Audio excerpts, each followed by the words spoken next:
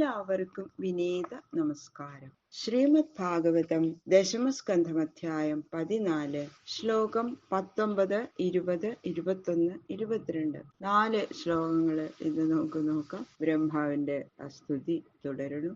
യോന്ത പ്രവിശ്യ മമ വാചമിമാം പ്രസുപ്താം സഞ്ജീവയത്യഖില ശക്തിധരസ്വധാംനാ അന്യാംശ്ച ഹസ്തചരണശ്രവണത്വഗാദീൻ പ്രാണാൻ നമോ ഭഗവതേ പുരുഷായ തുഭ്യം. ഓം നമോ ഭഗവതേ വാസുദേവായ. ഓം നമോ ഭഗവതേ വാസുദേവായ. ഓം നമോ ഭഗവതേ വാസുദേവായ. ശ്ലോകം 19. അജാനതാം ത്വത്പദവീം അനാത്മനി ആത്മാത്മനാഭാസി വിദത്യമായാം സൃഷ്ടാവിവാഹം ജഗതോ വിധാന ഇവ ത്വമേഷാന്തൈവ ത്രിനേത്ര. അദ്വിതീയനായ നിന്തിരുവടിയിൽ കാണുന്ന നാനാത്വം ഗുണാവതാരങ്ങളായിരിക്കുന്ന മത്സ്യാദി അവതാരങ്ങളാൽ എന്ന പോലെ മായ കൊണ്ട് തോന്നണതാണ് എന്ന്, മായാനിബന്ധനം മാത്രമാണെന്ന് 2 ശ്ലോകങ്ങൾ കൊണ്ട് കാണിക്കണം.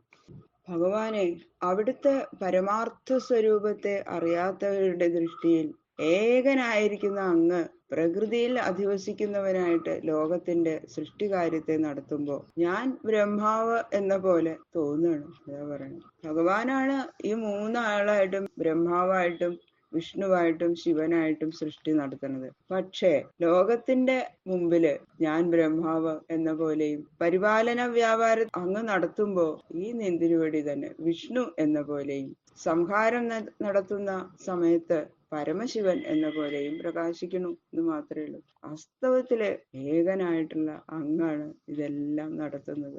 ഇങ്ങനെ അറിവില്ലാത്തവരുടെ നേരെ മായയെ വിസ്തരിച്ചിട്ട് ബഹുരൂപൻ എന്ന് അവർക്ക് തോന്നണു എന്ന് മാത്രം. വാസ്തവത്തിൽ നിന്തിരുവടി ഏകൻ തന്നെ, സത്യസ്വരൂപൻ. സുരേഷു ഋഷിഷ്വീശ തഥൈവ ദൃശ്വപി തിര്യക്ഷുയാദസ്വപിതേ ജനസ്യ ജന്മാസതാം ദുർമദ നിഗ്രഹായ പ്രഭോ വിധാത സദനുഗ്രഹായ ച.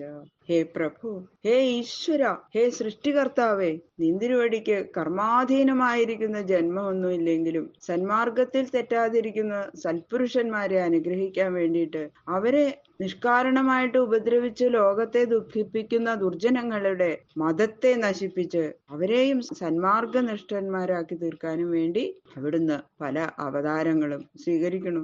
ദേവന്മാരിൽ വാമനാദി രൂപനായിട്ടും ഋഷികളിൽ പരശുരാമാദികളായിട്ടും മനുഷ്യരിൽ രാമകൃഷ്ണന്മാരായിട്ടും തിര്യക്കുകളിൽ വരാഹാദികളായിട്ടും ജലജന്തുക്കളില് മത്സ്യാദികളായിട്ടും സ്വേച്ഛയാ സ്വരൂപങ്ങൾ ധരിച്ച് ലോകത്തെ രക്ഷിക്കുന്നു. കോവേത്തി ഭൂമൻ ഭഗവൻ പരാത്മൻ യോഗേശ്വരോതിർഭവത സ്ത്രീലോക്യാം ക്വവാ കഥം വാ കദിവാ കഥേതി വിസ്താരയൻ ക്രീഡസി യോഗമായാം. കർമാധീനമായ ജന്മം ഇല്ലാത്തവനാണ് അവിടുന്ന് എന്ന് പറഞ്ഞുല്ലോ. അപ്പൊ സ്വതന്ത്രനായിട്ടാണ് ജന്മം എടുക്കണതെങ്കിൽ ഇങ്ങനെയുള്ള കുൽസിത ശരീരങ്ങളെ എടുക്കാനും ഇങ്ങനെയൊക്കെയുള്ള ദൈന്യങ്ങൾ അനുഭവിക്കാനും എന്തുകൊണ്ടാണ് അവിടുന്ന് പുറപ്പെടുന്നത് എന്നാണെങ്കിൽ, കാലദേശ അവധികളിൽ നിന്ന് എത്രയും കടന്നും അനന്ത ഐശ്വര്യങ്ങൾ പ്രകാശിപ്പിച്ചും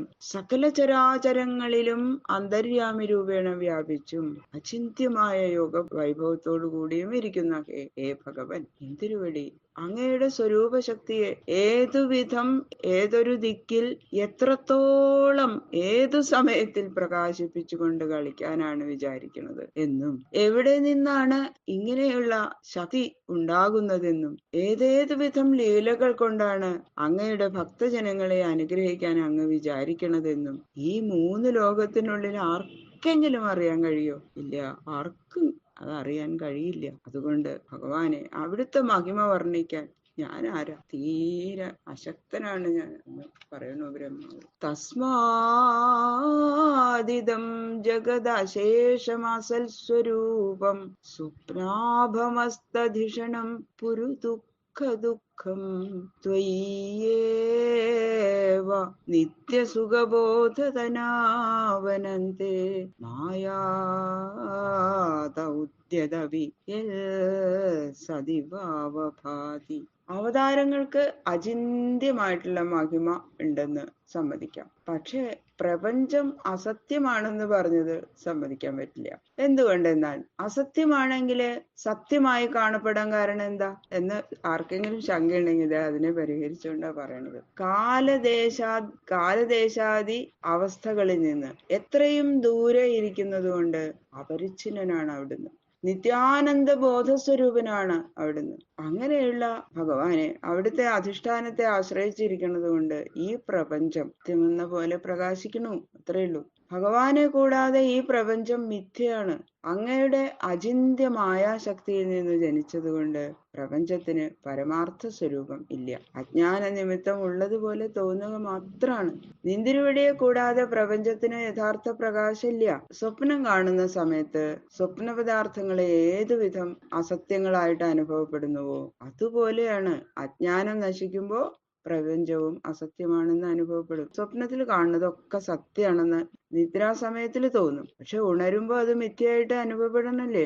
അതുപോലെയാണ് നിത്യാനന്ദ ബോധസ്വരൂപനായ അങ്ങയെ ആശ്രയിച്ചിരിക്കുന്നത് കൊണ്ട് പ്രപഞ്ചം നിത്യമെന്ന പോലെയും ചേതനമെന്ന പോലെയും കാണപ്പെടുന്നു. അത് അവിടുത്തെ അധിഷ്ഠാനഭൂതമായ നിന്തിരുവടിയുടെ സംബന്ധ നിമിത്തമാണ്. അതല്ലാതെ പ്രപഞ്ചത്തിന് സ്വതേ സത്യത്വം ഇല്ല എന്നുള്ളത് ജ്ഞാനികൾക്ക് ഒരിക്കലും സന്ദേഹം ഉണ്ടാവില്ല എന്നതാ ഉറപ്പിച്ചു പറയുന്നു ബ്രഹ്മാവ്.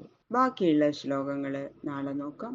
സർവത്ര ഗോവിന്ദ നാമ സങ്കീർത്തനം. ഗോവിന്ദ ഗോവിന്ദ ഗോവിന്ദ.